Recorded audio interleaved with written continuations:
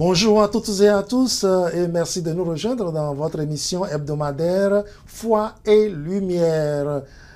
Cette émission qui vous permet de découvrir la doctrine sociale de l'Église, les grandes questions de l'Église aujourd'hui et sur la foi, la catéchèse, la liturgie.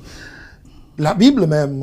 Nous disons merci à notre invité de ce jour, le Père Abel Tchaoun. Père Abel, bonjour. Bonjour, cher Père, et bonjour téléspectateurs. Merci. Nous rappelons qu'il est formateur au Grand Séminaire Monseigneur Louis Parisot et dogmaticien. C'est avec lui que nous allons aborder une question qui mine le monde aujourd'hui, la question de la vie.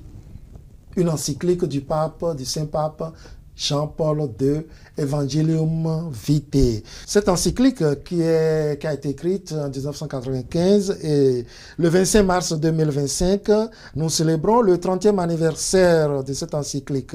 À une époque où la dignité de l'être humain est souvent bafouée, où la culture de mort s'est installée insidieusement, cette encyclique est plus que jamais actuelle. Evangelium Vitae proclame avec force la valeur incomparable et la dignité de la vie humaine, depuis sa conception jusqu'à sa fin naturelle. Elle dénonce notamment l'avortement, l'euthanasie et toute forme d'atteinte à la vie humaine.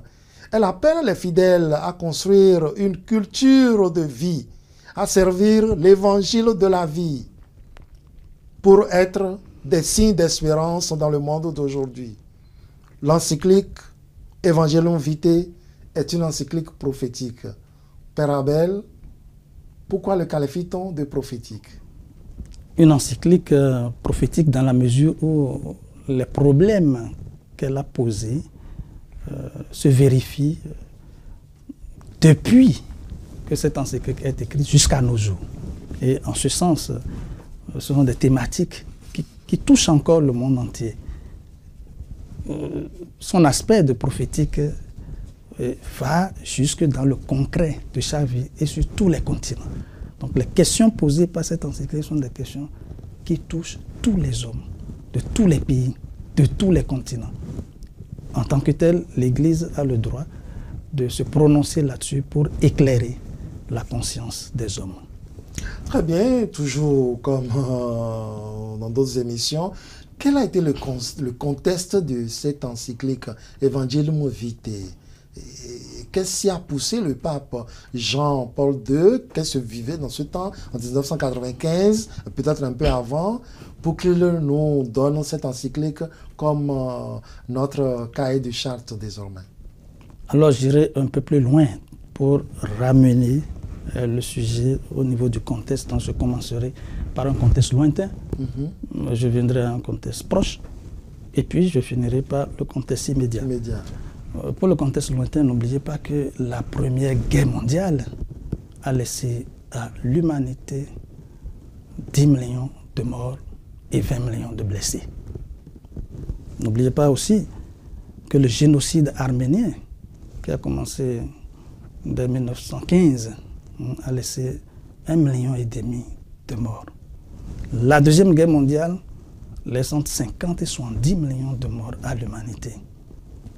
Et face à tout cela, nous ne devons pas oublier la guerre de Corée. La guerre de Corée en 1950 qui a laissé 1,5 million de morts aussi. Et en 1956, la guerre du Vietnam qui laisse 2,5 millions de morts.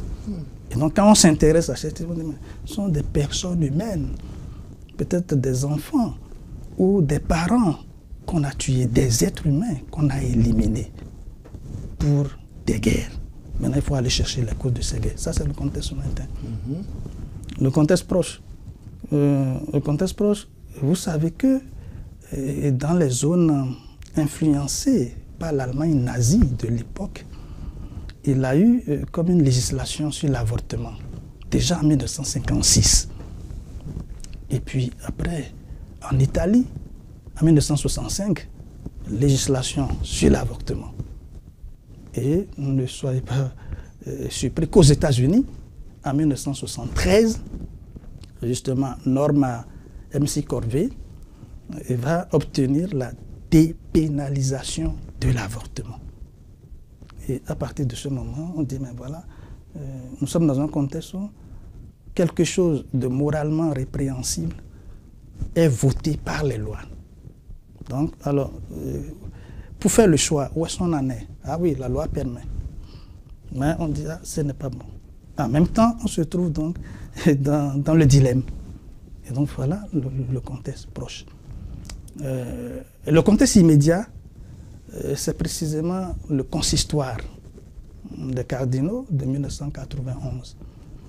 Consistoire extraordinaire, puisque Jean-Paul II les reçoit et leur dit, bon, voilà, nous devons débattre des sujets. L'ordre du jour, je pense que c'est les attaques contre la vie, en premier thème, et puis ensuite le Christ unique sauveur du monde, plus le défi des sectes.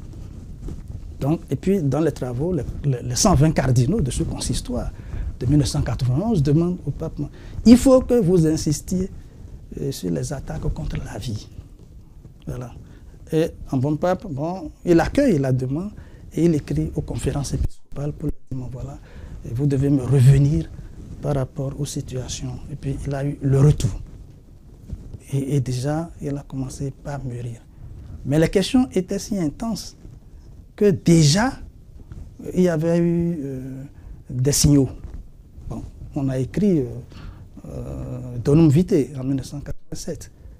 Et plus précisément, avant 1995, le pape prend sur lui de fonder l'Académie pontificale pour la vie.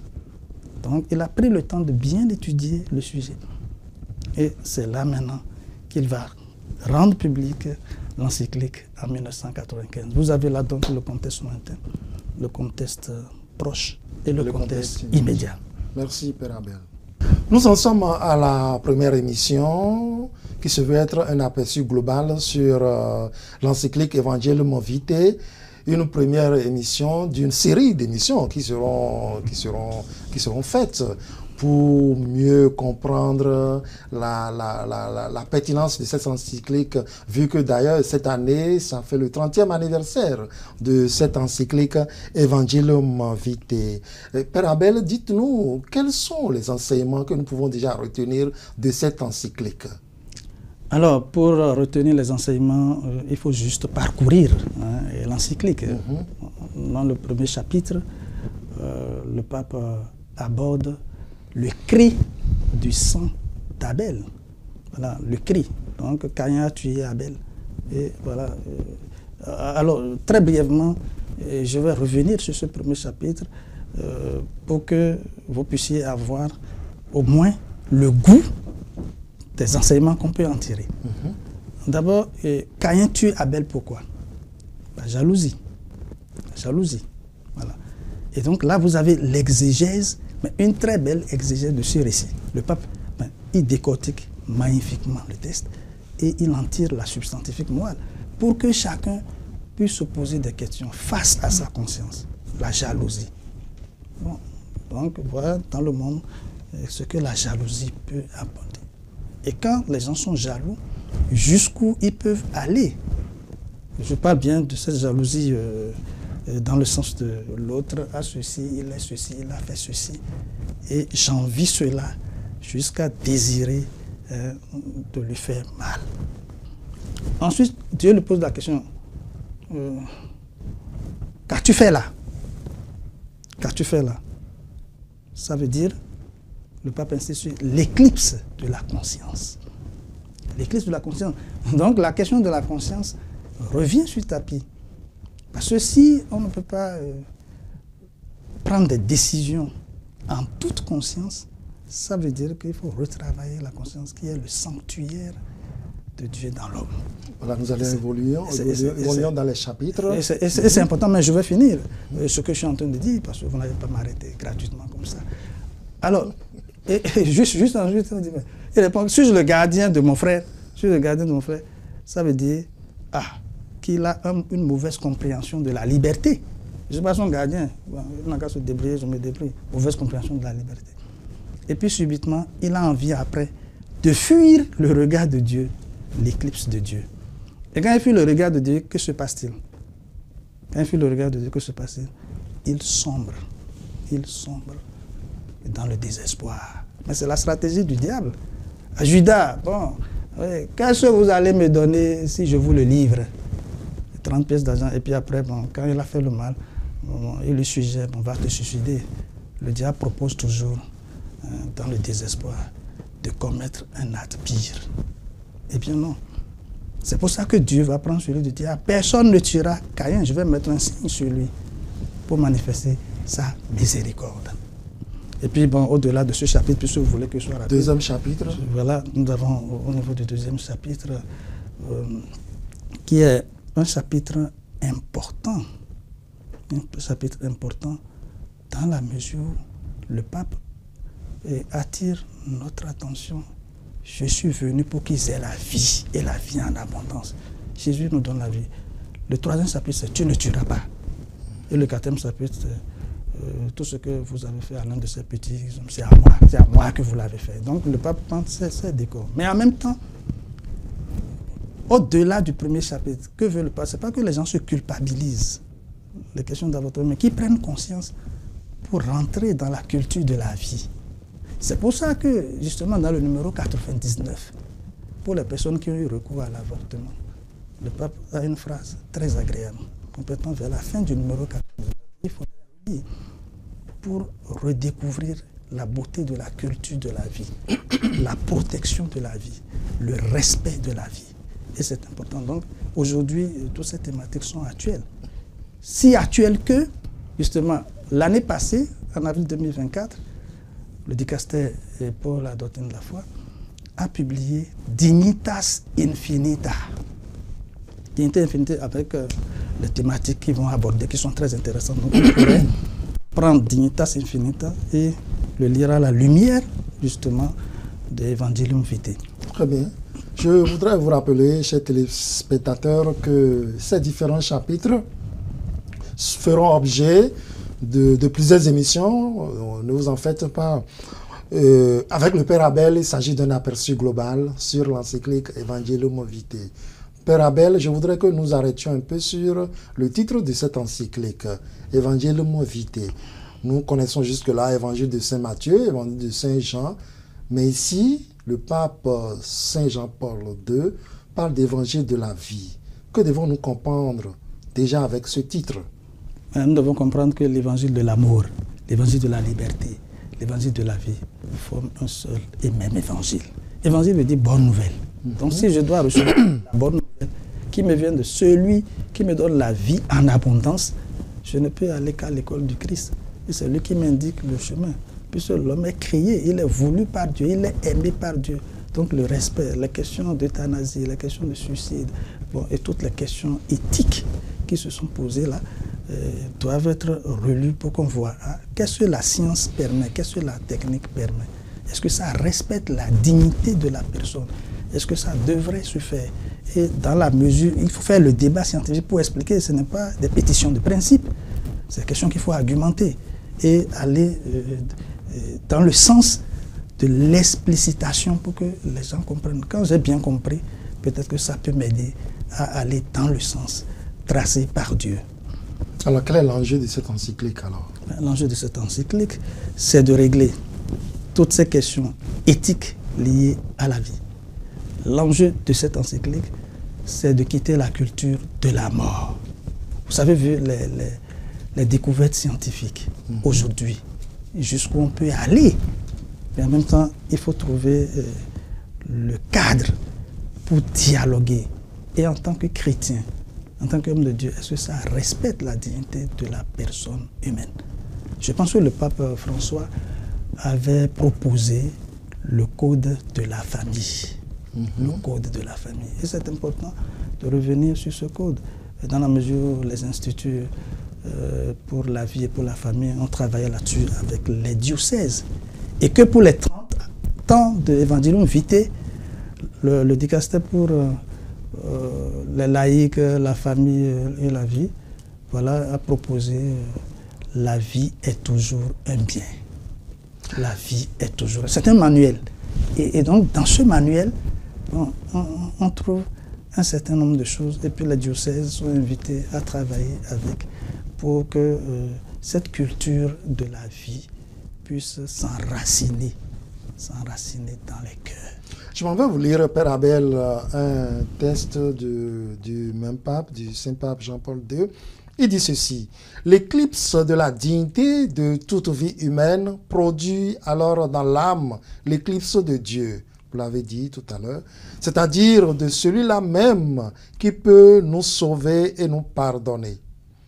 Plus la conscience humaine succombe à la sécularisation, oublie la signification même du mot de miséricorde, plus en s'éloignant de Dieu, elle s'éloigne du mystère de la miséricorde. Plus aussi, l'Église a le droit et le devoir de faire appel au Dieu de la miséricorde avec de grands cris. C'est tiré de Dives in Misericordia numéro 15. Oui, c'est clair. C'est-à-dire que lorsque les gens ont traversé des situations difficiles, il faut qu'ils apprennent à recourir à la miséricorde de Dieu.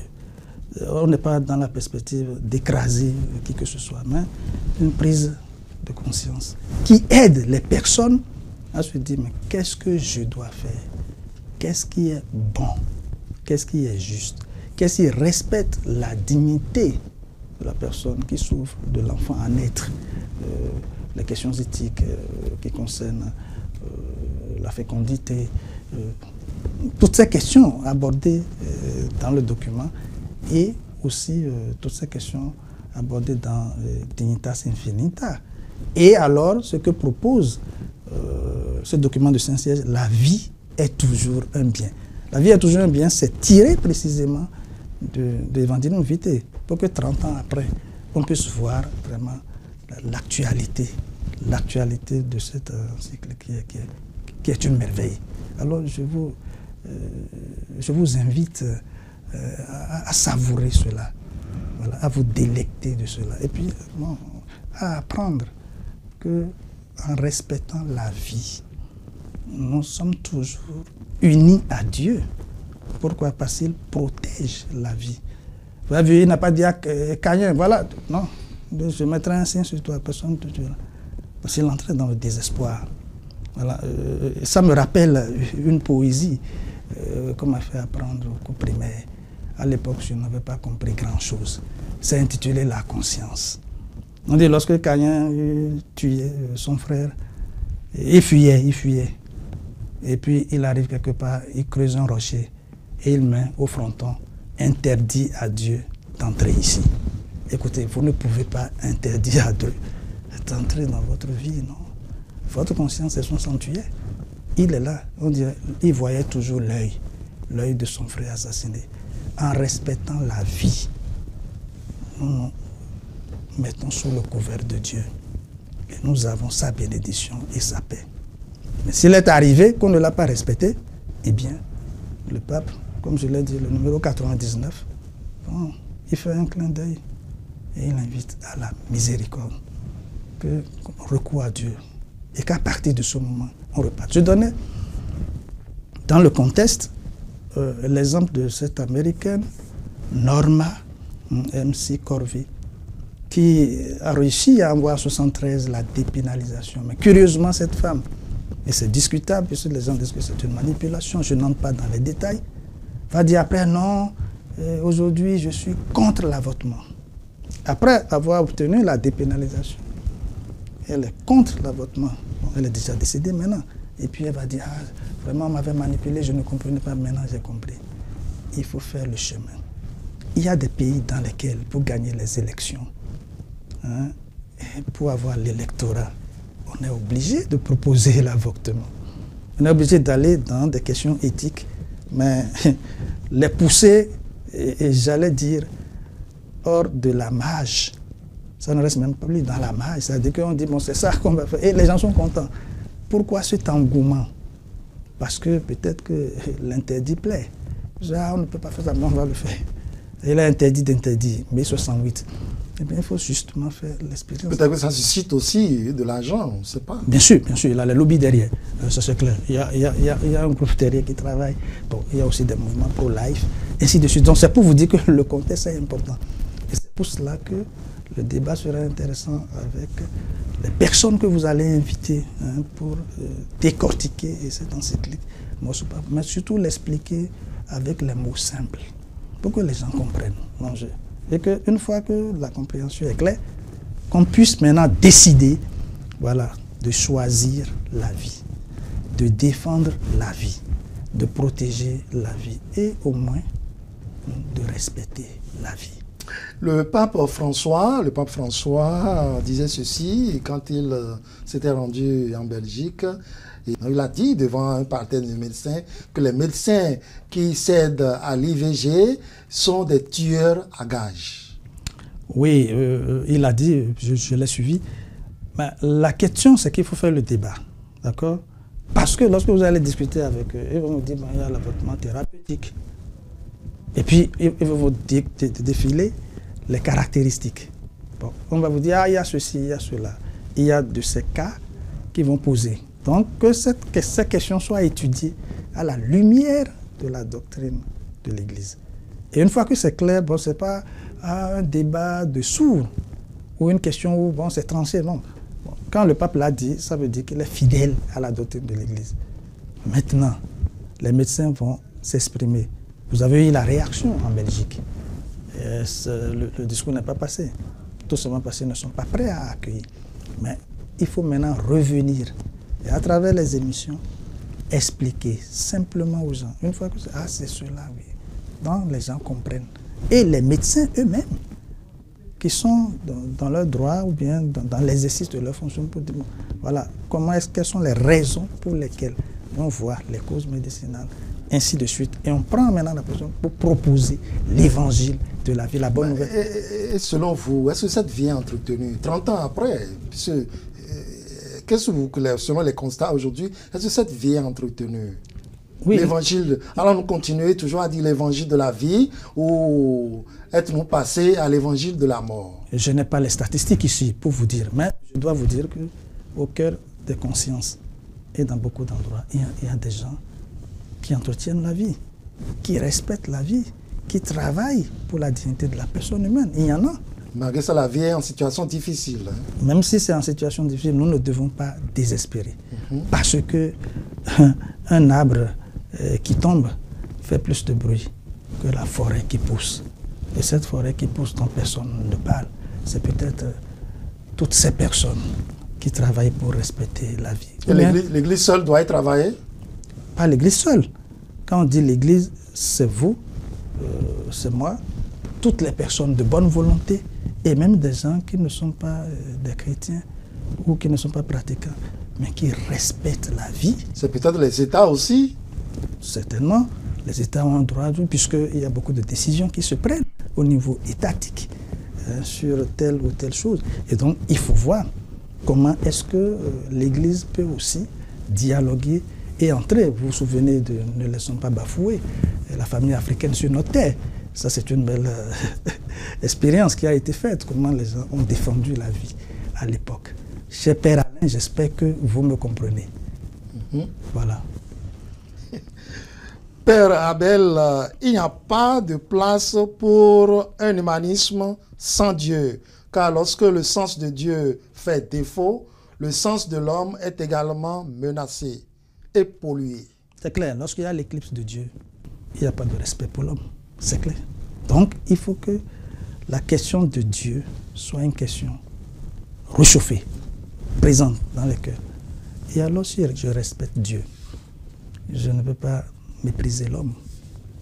Et si je respecte l'homme, je ne peux pas mépriser Dieu. Les deux vont ensemble. Puisque c'est Dieu qui l'a créé, c'est Dieu qui est le créateur. La nature dans laquelle tu es voulue par Dieu. Toi-même, tu es voulu et désiré par Dieu. Bon, alors, là-dessus, on peut dire, il y a des enfants indésirés. Non, il n'y a pas d'enfants indésirés. Il y a des enfants non attendus. Parce que l'enfant est désiré d'abord par Dieu, c'est pour ça qu'il est venu dans les enfants. Il n'est pas attendu, mais il n'est pas indésiré. Et à partir de ce moment, lorsque nous rentrons dans ces catégories, nous comprenons, nous clarifions les concepts, et alors nous pouvons entrer dans ce qui nous est demandé, ce qui nous est proposé. Nous respectons les situations difficiles des gens qui les ont traversées. compte tenu de telle ou telle circonstance. Et c'est pour ça que j'ai aimé l'écriture de l'encyclique par le pape. Il a un profond respect pour ces personnes et il les invite à s'ouvrir à la miséricorde, mais à prendre désormais le chemin de la défense de la vie. Voilà le message de la bonne nouvelle. Très bien. Merci, Père Abel. Le message de la bonne nouvelle, défendre la vie. Évangéliquement viter et y travailler tous les jours, pas seulement l'Église, toutes les structures gouvernementales, toutes les organisations non gouvernementales, nous sommes tous appelés à défendre la vie. C'est la bonne nouvelle, qu'on soit chrétien ou pas. Nous arrivons au terme de notre première émission. Foi et lumière qui clarifie un peu l'encyclique Evangelium Vitae. Les chapitres seront abordés les jours à venir, toujours pas des experts en la matière. Demandons au Seigneur de nous soutenir et que cette vie soit entretenue malgré tout ce qu'on nous fait miroiter, tout ce qu'on nous donne à voir, à imaginer. Alors, travaillons du côté de la vie. N'acceptons jamais ce qui pourrait nuire, détruire, anéantir, abîmer la vie. Que Jésus, qui est chemin, vérité, vie, nous en donne les grâces. Vous pouvez toujours revoir cette émission sur notre site internet www.lumenchristtv.com qui s'affiche au bas de votre écran. Que la vie triomphe et que nous soyons tous engagés à travailler à la vie. Nous vous souhaitons une très bonne journée et à bientôt pour notre nouvelle émission Foi et Lumière.